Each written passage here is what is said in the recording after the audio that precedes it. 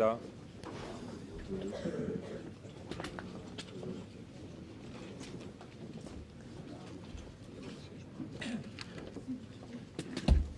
Bonjour mesdames, bonjour messieurs. Évidemment, mes premiers mots, mes chers collègues, vous le comprendrez bien, c'est pour saluer l'arrivée de Monsieur le Président de la République, le remercier d'être parmi nous. C'est évidemment une présence qui est inespérée, inattendue jusqu'à il y a 15 jours, car la séance du Conseil municipal d'aujourd'hui était prévue avant que nous sachions que le Président de la République nous ferait l'honneur de venir à Amiens. Et lorsque le Président de la République a su que nous avions une séance du Conseil municipal délocalisée dans le quartier Amiens-Nord et justement ayant trait au contrat de ville, au contrat de développement urbain dans un premier temps, et au pacte de relance, et à l'intérieur du pacte de relance sur les zones franches, le Président de la République a aussitôt accepté et même souhaité écouter nos travaux, participer à nos travaux, et je crois tout à l'heure, à l'issue de nos travaux, nous faire une communication. Quand on regarde un peu les choses, on s'aperçoit que ces problèmes sont les problèmes qui sont nés au lendemain de la guerre. Ils sont nés au lendemain de la guerre en raison d'un urbanisme, quelqu'un l'a dit tout à l'heure, qui est un urbanisme qui a été totalement artificiel et inadapté. Alors on a pu l'expliquer, au lendemain de la guerre, il y avait un besoin urgent de logement. Et il n'y avait pas beaucoup de moyens financiers. Alors on a fabriqué au plus vite un certain nombre de logements pour répondre à la pression de la demande. Mais ensuite, on a continué. Un urbanisme, une architecture qui ne correspond pas à la ville, à la vie. La ville, c'est la vie, et la vie, c'est la diversité.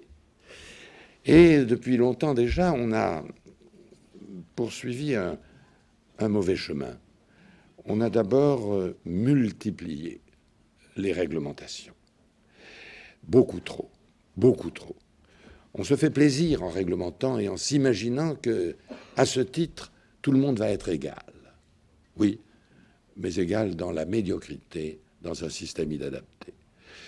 Quand on voit nos villes traditionnelles, on se dit tout de même que l'urbanisme était beau quand il y avait beaucoup moins ou pas de réglementation. Alors naturellement, il faut s'adapter à son temps. Je ne propose pas la suppression des règlements d'urbanisme, mais je dis, n'en abusons pas. Laissons aussi la vie s'exprimer et appliquons nos règlements avec l'intelligence et la souplesse nécessaires pour laisser un espace à l'expression spontanée de la vie. Et on a également, c'est vrai, trop souvent, dans ces 30 ou 40 dernières années, on a trop souvent fait des villes à partir de conceptions de politique ou d'urbanisme qui étaient réalisés dans généralement des appartements agréables d'immeubles anciens dans les quartiers bourgeois des villes et qui planifiaient les villes nouvelles. Ça a donné ces tours, ces bars qui trop souvent étaient des gestes architecturaux, parfois de beaux objets, mais qui ne correspondaient, je le répète, pas à la vie. Et on se satisfaisait de dire, là, il va y avoir toutes sortes d'espaces verts, etc. C'est vrai, c'est très bien dans le principe. Mais dans la pratique, ce n'est pas vivable. Et la vie, c'est la présence multiforme de l'activité. Ce sont des commerces, des restaurants, des cafés sur la totalité des pieds des immeubles. Ce sont des endroits où l'on se rencontre. La vie, vous savez, ce n'est en réalité ni l'urbanisme des tours et des bars, ni la grande distribution.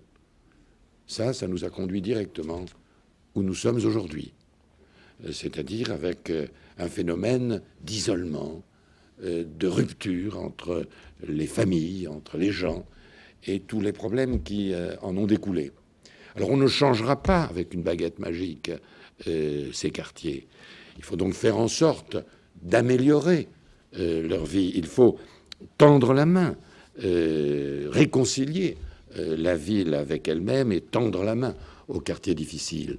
C'est sûr.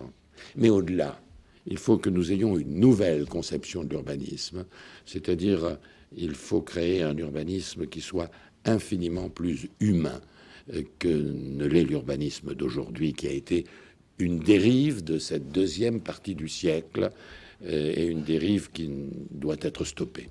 Voilà simplement quelques observations que je voulais faire. Je comprends parfaitement les réserves ou les critiques qui sont formulées par les uns ou par les autres. Il faut tenir compte, naturellement, de toutes les critiques et de toutes les réserves. Il faut aussi avoir un esprit positif, avoir un esprit de conquête et prendre les initiatives en se disant que parfois on fait des erreurs, mais que seuls ceux qui ne font rien ne commettent jamais d'erreur, sauf l'erreur fondamentale de laisser dériver la société.